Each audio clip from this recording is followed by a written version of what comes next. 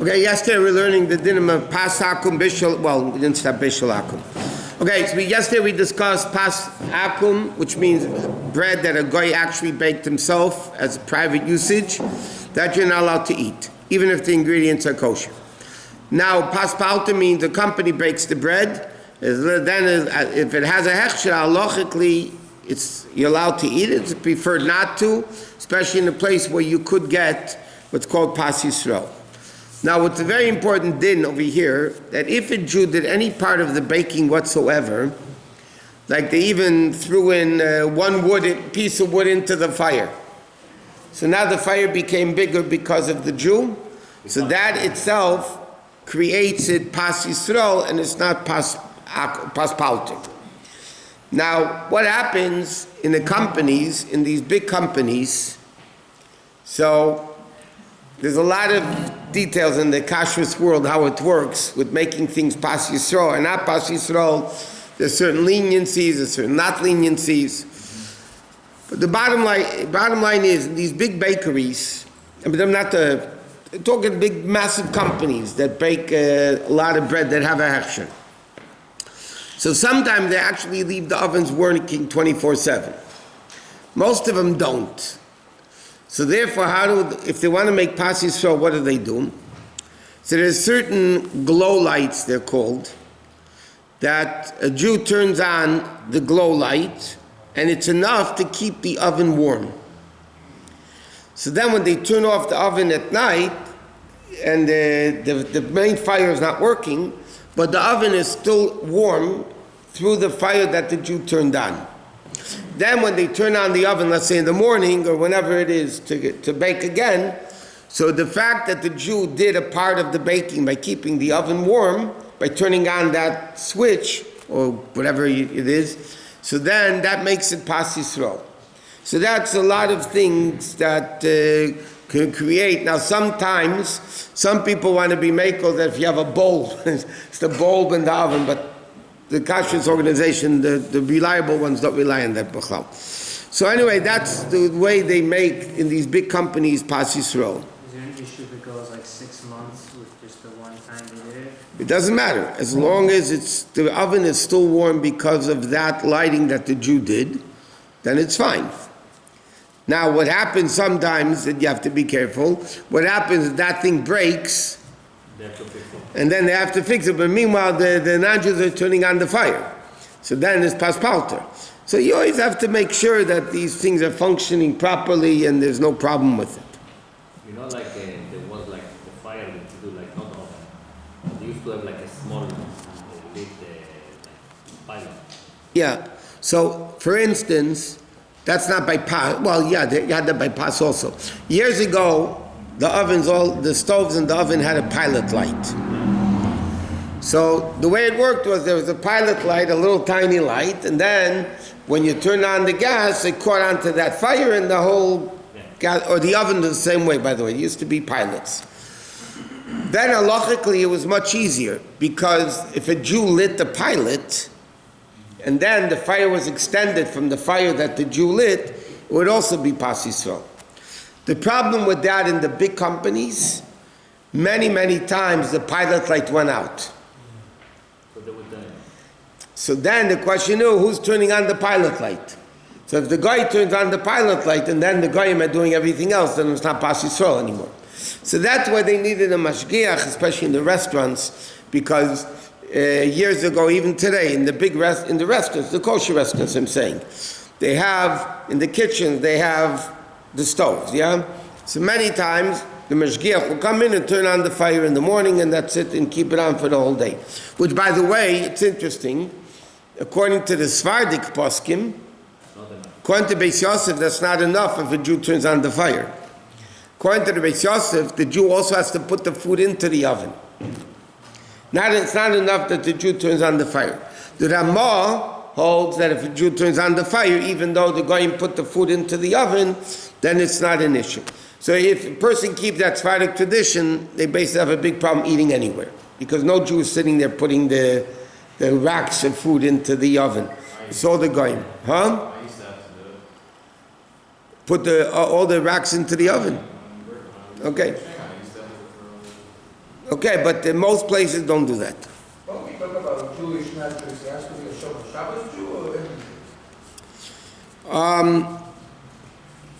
It's an interesting thing about Bishul Akum and Afiyas Akum. Normally, a Mechalo Shabbos b'Farhesya, meaning person who knows about Shabbos, learned about Shabbos, went through the system, so to speak, and openly, publicly desecrate Shabbos, in Shechnarach has a din like a guy. Okay? You can't count it for a minyan, you can't give him an aliyah, if he shechts, it's not a good kosher shchita, if he does, it's mamash a din of a guy. If he touches your wine, if it's not mavushal, it's okay. Today, most people are lenient because it was called tinik shenish, but like we learned this already, they never knew. But there's another interesting machlekes in halacha that people rely on in time of need, and that is the reason why the Chacham forbade Bishul Akum in Pas Akum was not to assimilate with the Goyim. Okay? But the din is, if somebody is Mechalo Shabbos, openly Mechalo Shabbos, their kids you can marry. There's no problem marrying a kid of a Mechalo Shabbos. Right? So there are poskim in halacha that say by Pas Akum, by Bishul Akum, you could be mekel, because the whole reason, again, remember we said, the Chachamim gave out the reason at the time they made the Gzeira. So the reason is not to intermarry with them, but the Mechalo Shabbos, you're allowed to intermarry. So they hold by Bishul Akum that it doesn't apply. Where do I use the heter for this? Even though that's not the only heter that you can use, there are many boys go to yeshiva, girls go to yeshiva, and the parents are not religious at all. And they come home for whatever, and the mother is cooking. The mother is turning on the fire, the mother is cooking, and they're not Shem Shabbos. So the kids are asking, okay, the kitchen's kosher and everything, but can you eat there? So I tell them they should eat there, at home. Why? Number one, they're not real Mechalei Shabbos, number one. And even if they would be, the din doesn't apply by Bishul Akum according to many opinions. So I tell them they could definitely rely on that. By other things, again, without the head of Tinik Shenishba, other things you couldn't rely on it, but by Pas Palta, Pas Akum, and Bishul Akum, then you can rely on it. But the wine? Huh? Anybody Jewish. The wine? Huh? The wine, again, that over there, the only heter is Tinik Shenishba.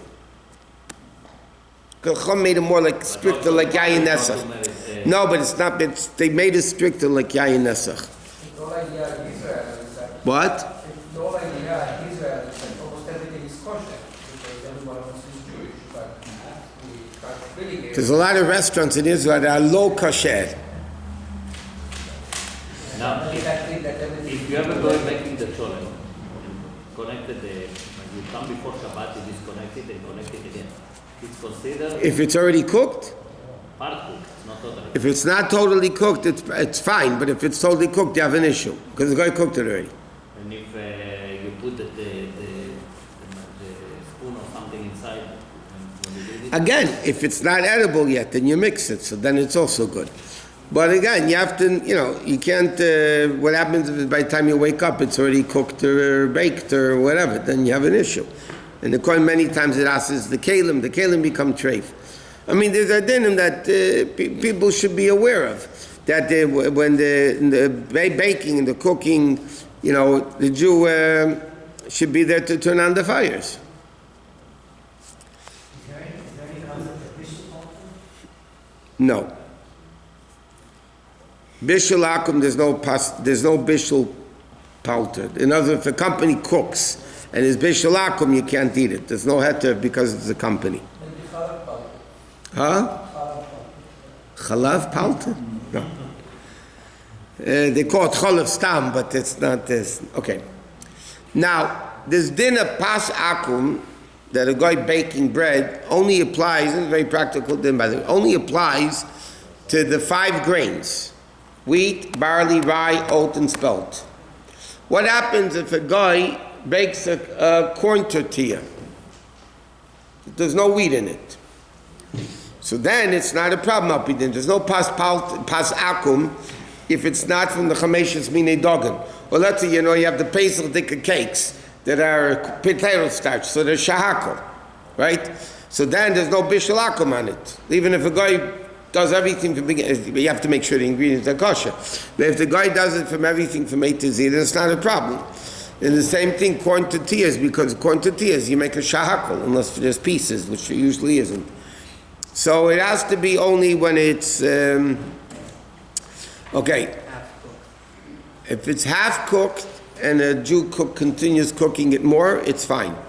In South Africa, I don't know if they still do it, in South Africa during the time when they had a lot of maids per house, so the frum ladies would get up Friday morning. I heard there's some people that live there. They would get up Friday morning, they turned on all the fires, they left the house, they came back a few hours later, Shabbos was done. The maids cooked the challah, they baked challah and the cholent, and the maids made everything. And the Jews turned on the fire, and that was it. They came back after a few hours, Shabbos was done. So, I don't know. Depend on the cook.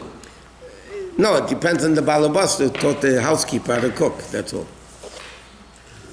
It's probably good, for sure.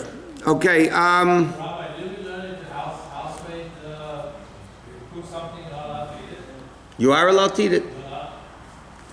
No, there is a din.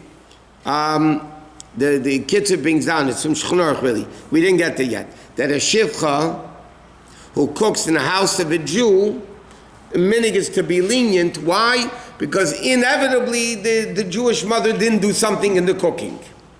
But that doesn't apply today. That applies in the days when Jewish women were in the kitchen 24/7. They're in the kitchen. So then, inevitably, the mother did something in the cooking process. Today, the mothers are not in the kitchen, so the guy is doing everything himself. So then you can't be makel. That's why I said today you can't be lenient because the Jewish women, no Jewish kids are there, and that's a problem. Okay. What about the kosher pretzels? Pretzels is next time.